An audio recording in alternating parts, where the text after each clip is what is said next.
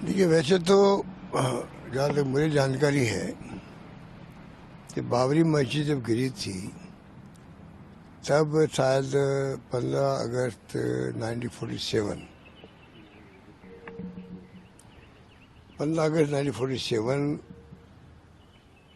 को लेके कानून पास किया कि जो धार्मिक स्थान है, चाहे किसी भी धर्म के हो,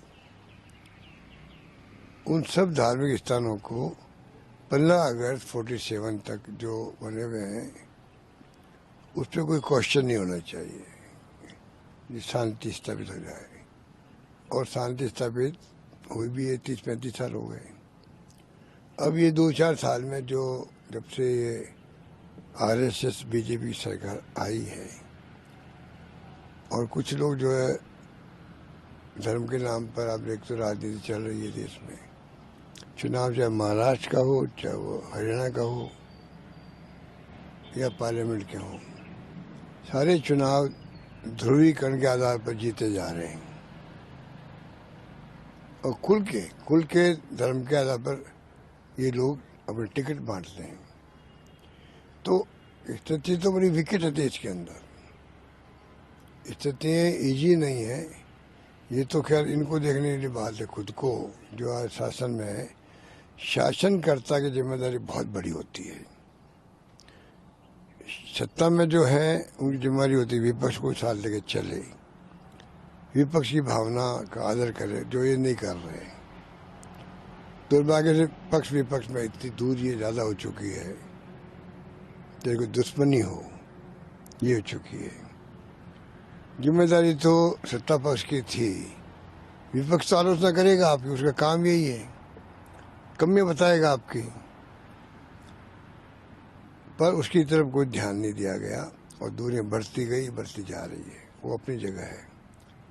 पर जब 15 अगस्त 47 के धार्मिक स्थलों को लेकर कानून पास हो गया पार्लियामेंट में, उसके बाद में बार बार मंदिर, दरगाह में क्या था, पहले क्या था, उसी में फंसे रहेंगे तो ज़्यादा महत्व रखता देश के अंदर इश्यू क्या है, महंगाई का है, बेरोजगारी का है, विकास का है, अर्थव्यवस्था का है, सामाजिक न्याय का है, सामाजिक व्यवस्थाओं का है।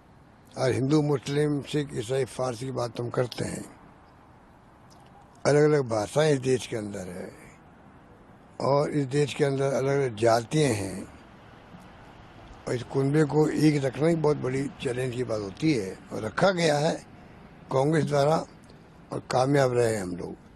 अब जो ये है, बजाय इन बातों में जाने के, जब आरएसएस कहता मैं सांस्कृतिक संगठन है, हिंदुओं की रक्षा करते हैं, सब जातियों के साथ लेके चलते हैं, तो हिंदू तो चाहे वो दलित वर्ग के हों, चाहे ओबीसी के हों, चाहे वो कोई कास्ट के हों, सब हिंदू है। हिंदुओं को एक नहीं कर पा रहे लोग, छुआछूत हो रही है, मानवता पे कलंक है देश के अंदर, मानवता पे कलंक है। और आप कहते हो वो भी हिंदू है, ये भी हिंदू है, तो सबसे पहला काम आरएसएस को करना चाहिए कि जो छुआछूत देश के अंदर है, छुआछूत, भेदभाव, उसको मिटाने के लिए वो अभियान चलाए। और जो मोदी जी कहते हैं कि मैं थाली बजवा सकता हूँ, ताली बजवा सकता हूँ, कुछ भी कर सकता हूँ और देश मेरी बात सुनते हैं, तो सबसे पहला काम उनको ये करना चाहिए था, एक तारीख देनी चाहिए थी, इस तारीख के बाद में कोई छुआछूत नहीं होगा, मानव एक समान, ये होना चाहिए था। ये बातें करते नहीं हैं। और 800 साल पुरानी मस्जिद मान लिया है, दरगाह है आपके अजमेर की, देश दुनिया के लोग वहाँ आते, दुनिया के लोग आते हैं वहाँ पर।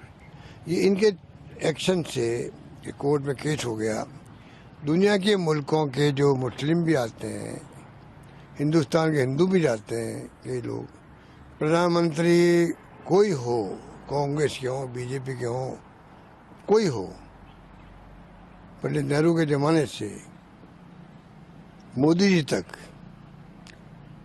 वो तमाम लोग, वाजपेयी भी, ये तमाम लोगों की दरगाह में चादर चढ़ती है, इतनी मान्यता उसकी है। तो चादर चढ़ाने के मायने होते हैं अपने। आप चादर भी चढ़ा रहे हैं और आपकी पार्टी के लोग कोर्ट में केस भी कर रहे हैं, भ्रम पैदा कर रहे हैं, तो क्या एक कौम के लोग सोचते होंगे? हर कौम में आपस में भेदभाव हो सकता है, थोड़ा बहुत तो धर्म के नाम पर थोड़ा बहुत नाइतफाकी हो सकती है, अपने धर्म के बारे में कोई बात सोच सकते हैं, पर अगर मान लीजिए आप इतनी घृणा पैदा कर देंगे, दूरी बढ़ा देंगे विचारों में भी, सोच में भी, व्यवहार में भी, तो जहाँ अशांति में विकास नहीं हो सकता है। मेरा मान, जहाँ हिंसा है विकास ठप हो जाते हैं। ये बातें किसको कहनी चाहिए?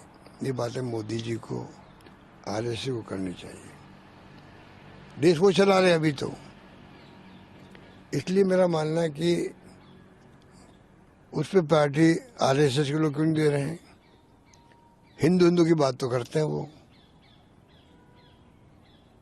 अगर आप ये वीडियो YouTube पर देख रहे हैं तो हमारे चैनल को सब्सक्राइब कर बेल आइकन दबाएं और Facebook पर देख रहे हैं तो हमारे पेज को लाइक करें।